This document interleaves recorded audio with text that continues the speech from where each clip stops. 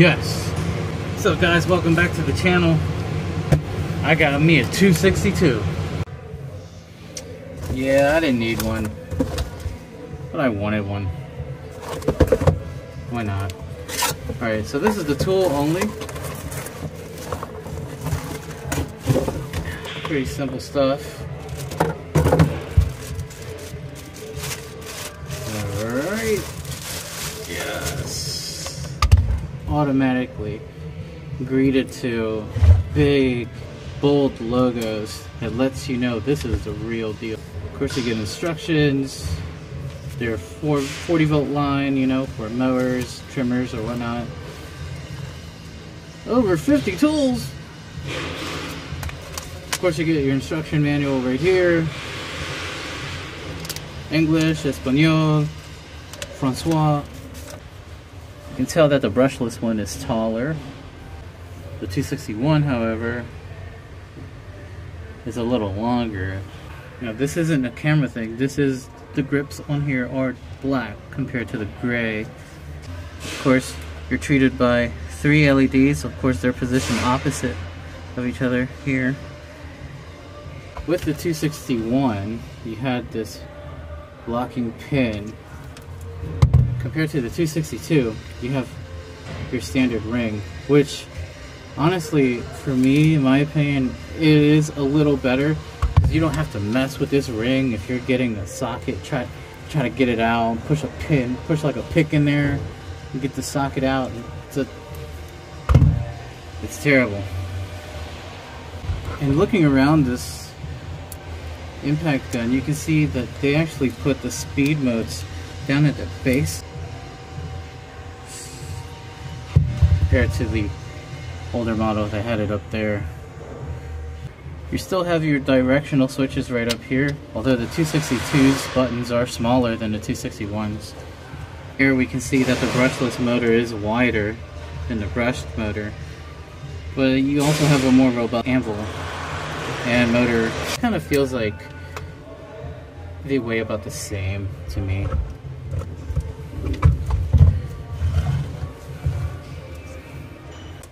We're going to be using this battery to test it out. The 4 amp hour 18 volt RYOBI came with this guy, but apparently they fit all tools.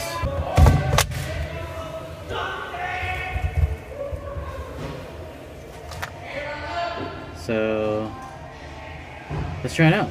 I just want to point out a few things about the speed mode. You have 1 speed, 2, 3, and then you have an automatic.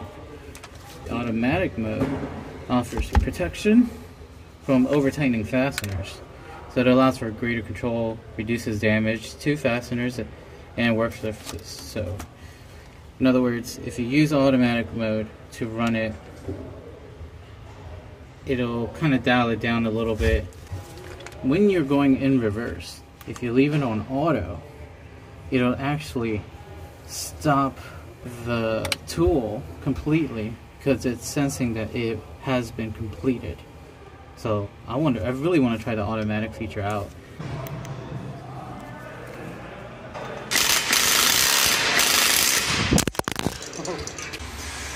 Well, I broke my tripod.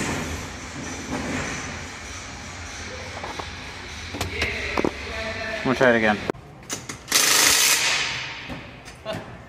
It still does it.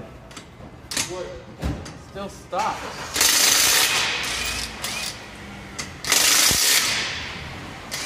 We got a battery issue then. Yeah, it's a battery.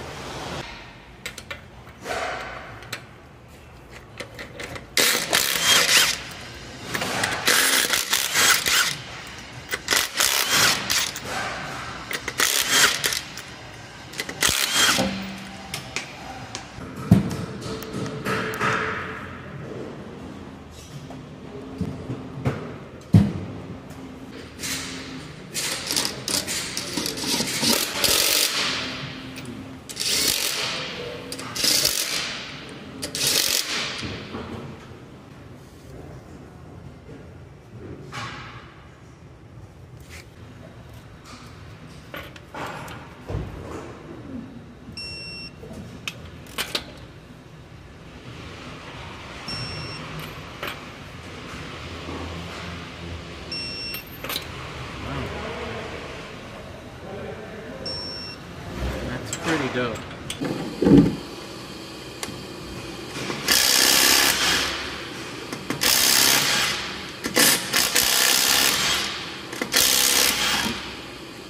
Now I don't want to give my hopes up, but I mean, stranger things has happened, right? Even though it's rated at 600 foot-pounds of torque, I don't think it has the power to take this axle nut out. But let's see if it works.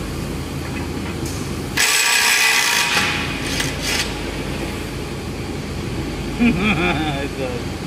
Oh, yes.